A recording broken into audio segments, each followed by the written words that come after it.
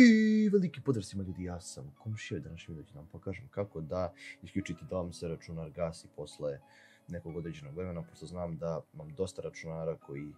ili kada im se namesti novi sistem ili kada se kupi generalno nov računar, oni po defaultu imaju da im odu u sleep mode posle nekog određenog vremena, uglavnom to bude 15 minuta, ali sad ću da vam pokažem kako da to isključite. Znači šta treba da uradite, treba da odete u settings i treba da odete u sistem, odete zatim u power and sleep i ovdje kao što možete da vidite piše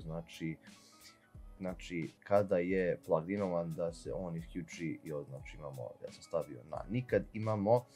sleep, to je da, znači kada hoćemo da nam se računar ugasi, posleđeno da ode u sleep mode, ja sam isto ovdje stavio znači na nikad, znači odemo ovdje, znači